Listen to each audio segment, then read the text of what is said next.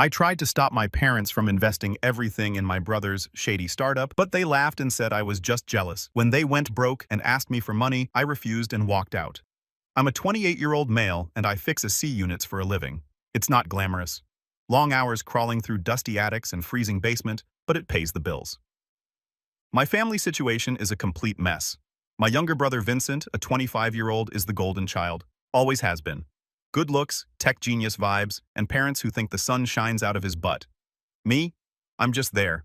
The backup kid, the afterthought. I have this memory from when I was 10 and Vincent was 6. We both wanted this new video game system. I'd been doing chores for months, saving every penny.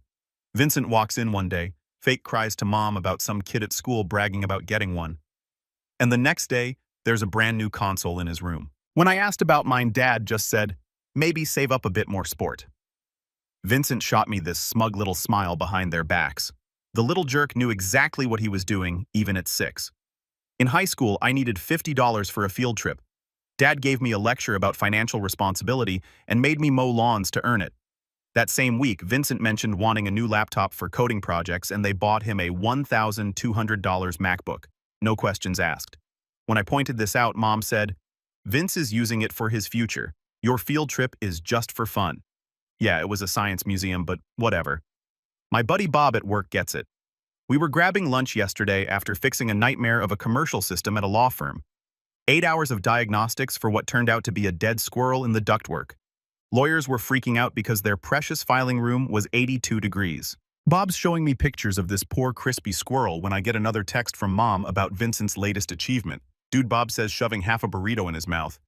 "Your family's more toxic than that black mold we found at the Jensen job." He's not wrong. Speaking of jobs, you wouldn't believe the nonsense we see. Last week I got called to this fancy house in the suburbs. The lady complained her AC was making a screaming noise. I'm thinking bearing issue. Maybe a belt? Nope. She'd been using her return vent as a mail slot. 3 months of bills. Catalogs and coupons just sitting in there blocking airflow. I charged her the standard rate plus what Bob calls the people are idiots tax. Family dinners are basically torture. Vincent goes on about his latest promotion business trips and some app that's revolutionizing the industry or whatever. Mom hangs on every word like he's Jesus himself. Dad just sits there nodding with this proud grin on his face, probably already spending Vincent's imaginary millions in his head. Then there's me. I try to talk about my day and Dad cuts me off. So Killian graduated to changing filters yet? Cue the laugh track. Mom's fake giggle, Vincent's smug chuckle, Dad's full belly laugh. Message received. Killian the HVAC guy is the family joke. In my senior year of high school during career day, I mentioned being interested in HVAC. Good money always in demand. Dad laughed so hard he choked on his coffee. Well, somebody's got to do it, I guess. When Vincent, a freshman, mentioned maybe getting into programming, Dad immediately bought him coding books and a new desktop, telling everyone his son was the next Bill Gates. The contrast was illuminating. Must be real fulfilling, Vincent always adds. Spending your days unclogging other people's AC units. Really changing the world there, bro. Then he casually mentions his stock options while Mom practically drools over him. I just sit there, force a smile, push food around my plate, and count the minutes until I can leave. Making a scene isn't my style, so I take their nonsense year after year. Just the family punching bag. My apartment's nothing special. 1 bedroom, mismatched furniture, a fridge that makes weird noises, but it's mine. No judgment, no comparisons to golden boy Vincent. Vincent stopped by, once looked around like he was at a zoo. Wow, Killian, real cozy. This is what HVAC money gets you, huh? Guess I'll keep writing code. He laughed and spent the next hour bragging about his downtown loft. I wanted to punch him in the throat. Not going to lie. I've been seeing this girl Eden, a 26-year-old kindergarten teacher, for a couple of months. Met her when I was fixing the AC at her school. The principal called in a panic. The kids are melting like it was life or death. Turned out to be just a tripped breaker. While I'm checking the system, this cute teacher keeps popping in to see if it's fixed yet. The kids are drawing pictures of what heck looks like, she tells me, laughing. It's getting dark in there. Got her number.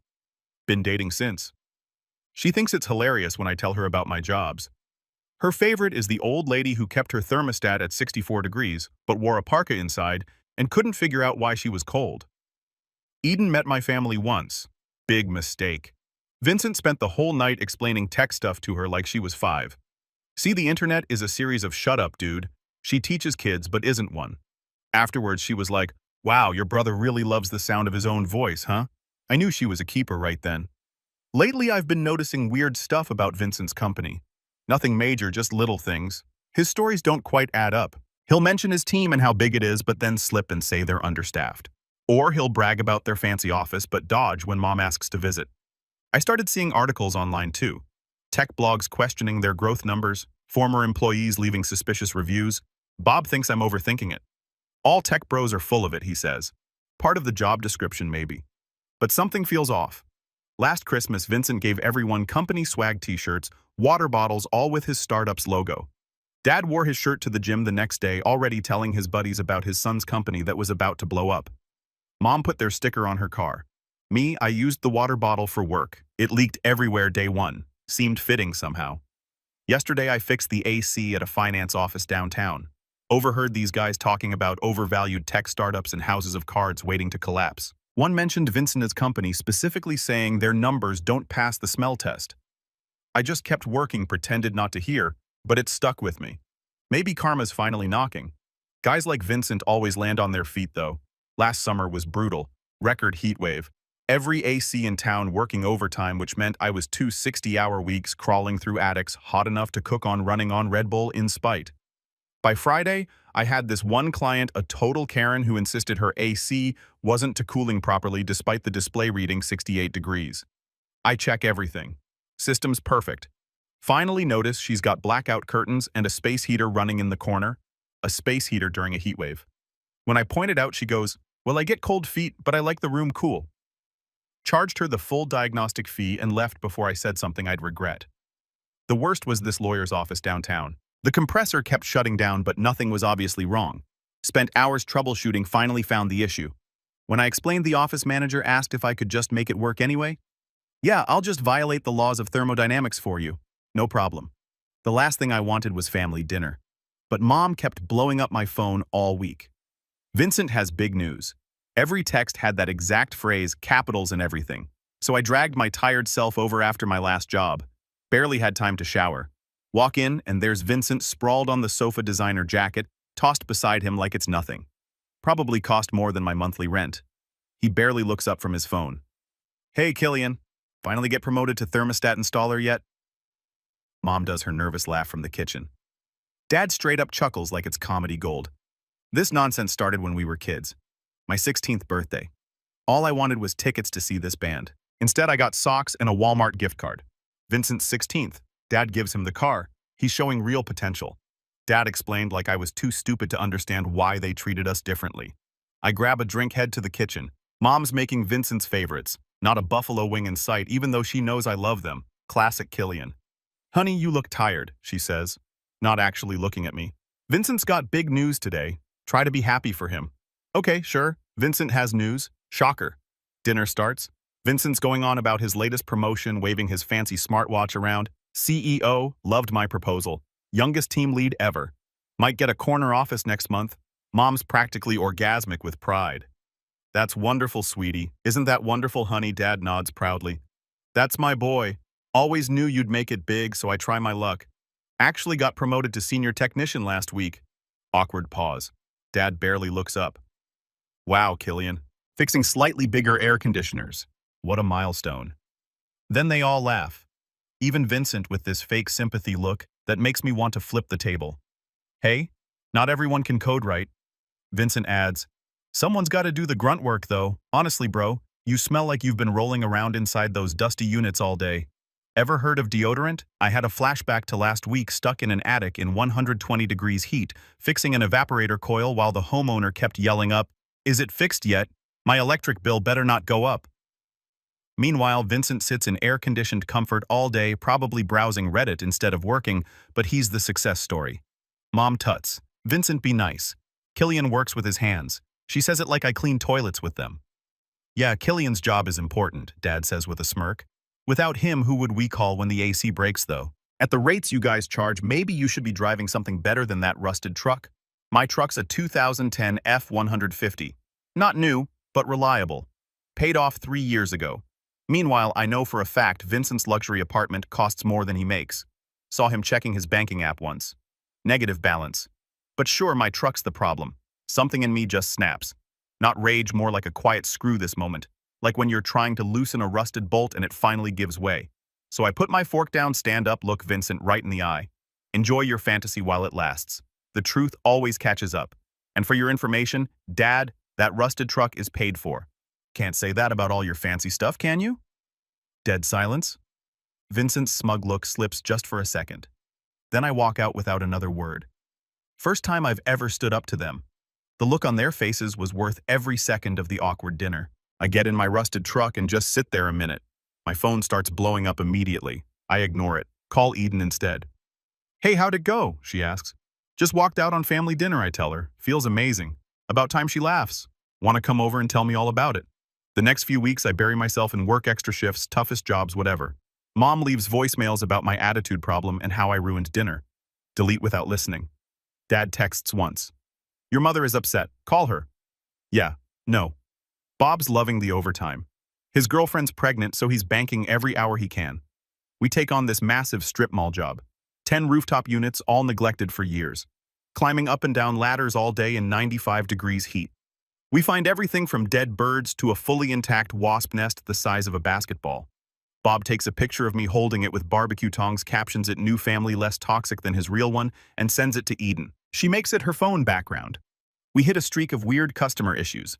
One guy insists his AC is possessed because it turns on at random times.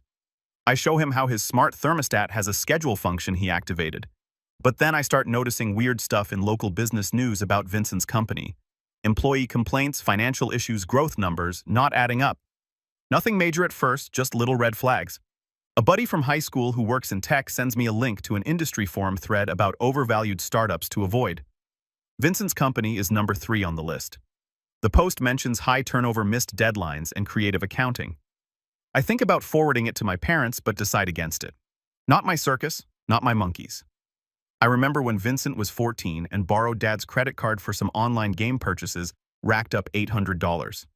I got blamed first because I was older. When they finally figured out it was Vincent, he cried and said he didn't understand how online payments worked. They grounded him for a weekend. When I was 14 and came home an hour past curfew, I lost car privileges for a month. Different rules always applied. Eden and I are getting pretty serious. She stays over most nights. Her place has roommates and mine's quieter.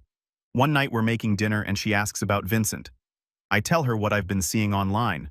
Sounds like a house of cards, she says, chopping vegetables. People like that always crash eventually. Eden's dad owns a plumbing business, so she gets the trades, life respects it. Huge change from my family's attitude. Then boom. Tuesday morning, I'm checking my phone between jobs and there it is. Vincent's company folded overnight. CEO and executives under investigation for fraud, fake earnings reports, fake investment numbers, fake everything. And there's Vincent in a grainy picture being escorted out, jacket over his face, hiding from reporters. Not going to lie, part of me felt vindicated. All those years of Vincent the genius and Killian the disappointment. And it turns out Golden Boy was nothing but spray paint all along. Later that day, my phone blows up. Mom, Dad, Vincent. I ignore them all. Finish my day. I'm weirdly calm. Check voicemails that night. Total panic fest. Mom's crying. Dad's demanding I call back. Vincent sounds broken. Weird how fast they remembered my number once they needed something. I call Dad the next morning. The conversation goes exactly like you'd expect. He drops the bomb. They tied their entire future to Vincent's nonsense. Refinanced their paid-off house to invest in his startup.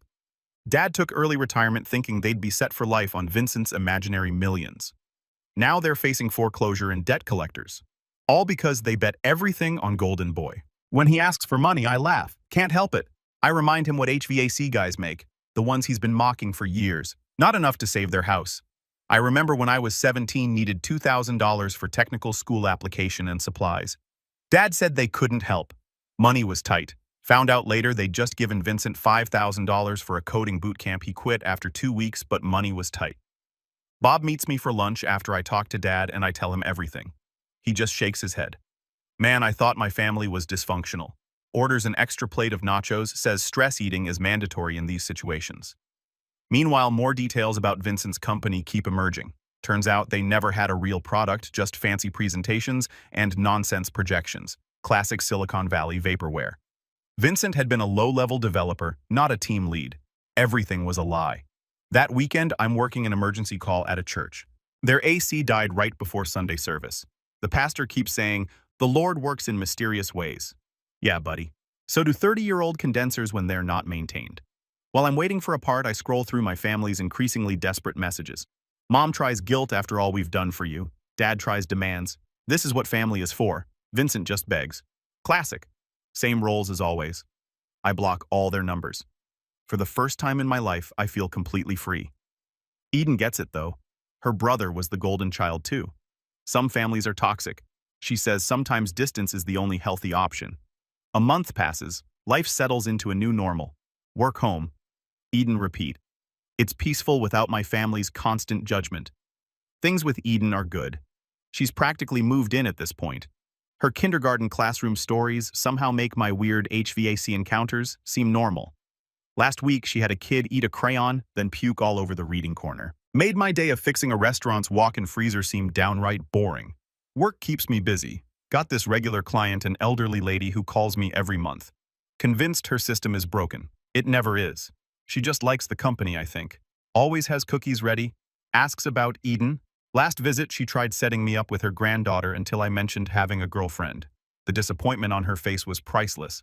Had a nightmare gym job. Owner kept helping quoting his cousin's friend who knows HVAC. Yeah, where's your cousin's friend now nearly dropped a 40-pound motor on him while Bob made faces behind his back. I almost fell off the ladder laughing. Speaking of Bob, his girlfriend had their baby, a little girl. He shows up to work with massive bags under his eyes but can't stop smiling. Brings in daily photo updates like we're all dying to see his kid's slightly different facial expression each day. It's annoying but kind of sweet. Dude's happy. Eden thinks we should get a dog. Her school had a therapy dog visit and now she's got puppy fever. I keep telling her my apartment doesn't allow pets, but she's researching pet-friendly housing online. Moving fast, but it doesn't feel wrong. Then Vincent shows up on a Sunday morning. No warning, no text, just there. I almost don't recognize him. The designer clothes are gone. Same as the perfect hair and smug smile. This Vincent looks rough. Wrinkled khakis, plain t-shirt, dark circles under his eyes, stubble. Could pass for a homeless guy if he didn't look too close. I let him in against my better judgment. My place isn't fancy, but it's clean and paid for, unlike wherever he's staying, I bet. He paces around nervously before collapsing on my couch. Launches into this whole confession. He was never as successful as he claimed, started exaggerating years ago to impress mom and dad. The lie got bigger and bigger. Got caught up in the startup's fraud because he was desperate to make his lies real. Convinced mom and dad to invest their retirement on promises he knew were nonsense. The irony hits me like a truck, all these years feeling worthless next to him, and he was just living in a fantasy world. Reminds me of what my first HVAC instructor told us. In this job, you can't fake it. A system either works or it doesn't. No amount of nonsense changes physics. Wish someone had told Vincent that about business. Then Vincent gets to the real reason for his visit. Some crypto scheme he's convinced will fix everything. Mom and dad are already on board investing what little they have left. Jesus Christ, are you seriously fixing things with another scam, I ask? It's unbelievable. After everything, they're still following Vincent off another cliff, like that time in high school when Vincent convinced Dad to invest in his friend's revolutionary car detailing business. Dad lost $5,000. But somehow it wasn't Vincent's fault because he was showing entrepreneurial spirit. I tell Vincent exactly how stupid this sounds. He leaves shoulders slumped. This defeated version of Vincent is so different from the brother I grew up with. I call my parents that night, trying to talk sense into them. Mom confirms they rebetting what little they have left on Vincent's new opportunity. Of course they are. They'll never learn. Eden watches me pace around the apartment after the call. Points out that I can't save people who don't want saving. Says, my parents are adults making their own choices, bad ones, but still their choices. She's right, but it still bothers me. Not because I care about their money, but because the pattern is so frustratingly familiar. Vincent screws up. They enable him. Repeat forever. Later, Bob and I are working a commercial job. 8 units on a shopping center roof in direct sun, basically cooking ourselves. Halfway through, I get a text from Vincent with a screenshot of his crypto whatever showing some temporary upward trend. See, it's working. I ignore it. I remember when we were kids and Vincent would cheat at board games. When caught, he'd cry until my parents let him redo his turn. Different rules always applied. This crypto thing feels like the same old pattern, just with higher stakes. Eden starts researching crypto scams that night. Shows me dozens of identical schemes. It's always the same formula, she says. Promise massive returns, create fake urgency, target desperate people, textbook stuff. I text Vincent back, telling him it's a scam. He responds with some technical jargon that makes zero sense. Classic Vincent move. When cornered, confused people with big words.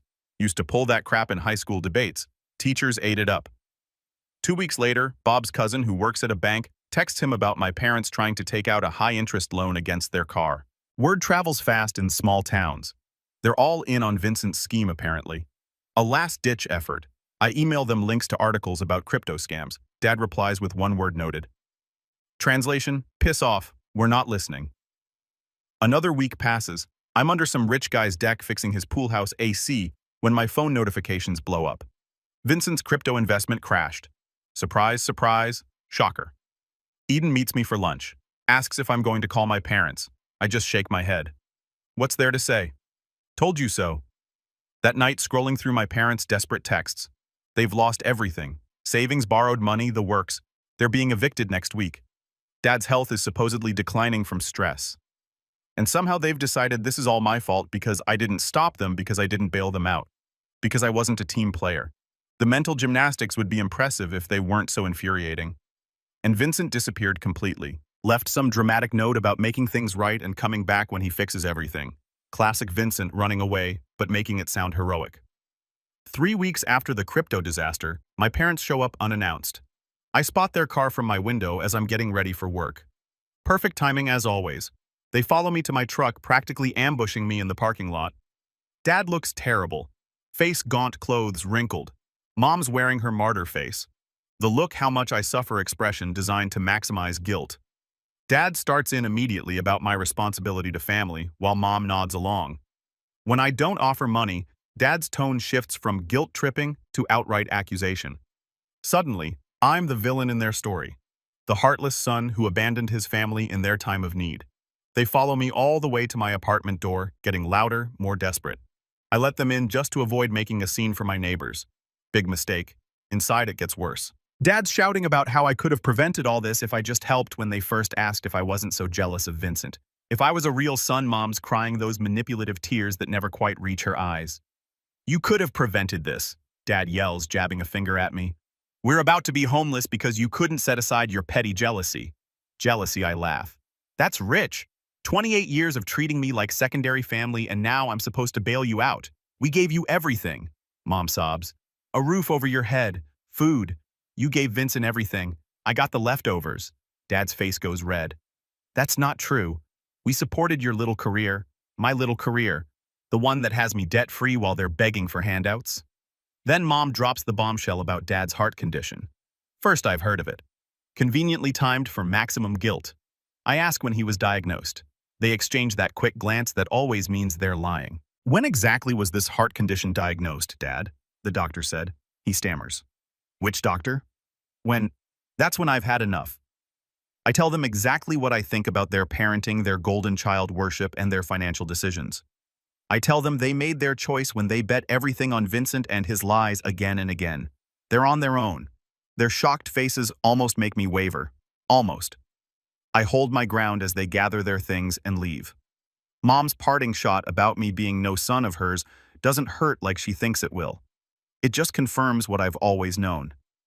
I change my number the next day, install a security camera, warn my building manager about them. For the first time, I don't feel guilty about cutting contact. Bob thinks I'm being too harsh with my parents. His family's tight. He can't imagine cutting them off. Easy perspective when your family actually gives a darn about you. Just meet them for coffee, he suggests while we're restocking the van. Neutral ground, public place. They can't make a scene. Clearly he's never seen my mother's public meltdowns. The woman could win an Oscar. A week later, I get a certified letter from my dad. Skim it. More guilt-tripping vague health concerns. And finally, the real point. They need $5,000 for first and last month's rent on a new place. Return to sender unopened. Work keeps me busy, thankfully. Eden's been dropping hints about moving in officially. Makes sense. She's here most nights anyway. We start looking at bigger apartments, maybe even houses. Never thought I'd be in a position to buy property, but HVAC pays better than my family ever acknowledged. I get a weird call from my Aunt Mom's sister. She's fed up with my parents staying with her. Apparently, they've turned her guest room into command central for Operation Guilt. Killian have a spreadsheet of manipulation tactics and everything. My aunt thinks it's ridiculous, hence the call. Always liked her. Bob's baby is keeping him up all night. He shows up to work like a zombie most days. Still insists it's worth it. You should try it, man. Being a dad changes everything. Hard pass for now. Thanks. A month after the showdown, my parents escalate. Start contacting my employer claiming I'm stealing from them. They called my boss 7 times. 7 times. But he knows me too well to believe it. Just gives me a heads up. They try Eden School next. Leave messages about me being unstable. The principal is confused but supportive. Their desperation is reaching new heights. The irony isn't lost on me. All those years they treated me like the unreliable one. And now they're the ones pulling unhinged stunts. Eden suggests getting a restraining order. Seems extreme, but their behavior is getting unpredictable. I keep the paperwork ready just in case. Meanwhile, no word from Vincent. Vanished completely. 6 weeks after the crypto collapse, I get a call from an unknown number. It's Vincent calling from Arizona of all places. Claims he's working construction, if you can believe it. LOL. The golden child laying bricks and pouring concrete. Karma is a beautiful thing sometimes. He says the construction work is humbling and he's learning the value of honest labor. I want to laugh at the irony, but honestly just feel tired of the whole situation. I remember Vincent mocking my career choice for years. Manual labor is for people who can't think for a living, he once said at Thanksgiving dinner. Now he's lugging bricks in the Arizona heat. Funny how life works out. Eden thinks his construction story is nonsense. People like him don't change that fundamentally. She says she might be right, but the mental image of Vincent with a hard hat and blisters is too satisfying to question. Life settles into a rhythm without my family drama. Work home Eden occasional beers with Bob. It's peaceful. I start thinking about the future in a way I never could before. Career growth, relationship goals, maybe even my own business someday. Then, just when things are calm, my doorbell rings one Tuesday evening. It's Vincent in person this time, looking even worse than before if that's possible. He stands in my doorway looking like absolute heck. Thinner, older, none of that cocky swagger left. Eden gives me a look and heads to the kitchen to give us space. I let Vincent in. He shuffles around awkwardly, eyes taking in our apartment. Nothing fancy but comfortable and paid for. He looks like a ghost of himself. Worn jeans, faded t-shirt, thinning hair with some gray in it. Hard to believe this is the same guy who once made fun of my Target clearance rack wardrobe. He launches into his Arizona construction story, claims he's been hauling concrete and installing drywall for minimum wage, says his foreman's a hard ass who makes him redo everything 3 times, describes blisters, sunburns, and exhaustion in vivid detail. "You should see my hands," he says, shoving his palms in my face. "I've got calluses on my calluses." "Wow, you want a medal for doing what millions of people do every day? Should I throw a parade because you discovered manual labor exists? Bet you never thought you'd see me doing construction, huh?" he asks with a self-deprecating laugh. "Actually, I never thought about you at all," I reply. His face falls just enough to be satisfying. I can't help but enjoy the irony. The same guy who once said HVAC is for people who couldn't hack it in the real world is now learning just how hard physical work actually is. I remember sophomore year of high school when Vincent told everyone, my HVAC career goal was because I wasn't smart enough for college. Now Mr. Stanford dropout is discovering that physical labor isn't the easy option he thought it was. He gets to the real point eventually. Parents are worse off than ever. My aunt kicked them out. Dad's health actually is deteriorating. Heart problems from stress. They're living in some sketchy motel, barely making rent from Dad's disability checks. I feel that familiar twinge of guilt, then remember all the years of being treated like the family failure. I remember Dad laughing when I explained how certification works in HVAC. So they give you a gold star for changing filters correctly.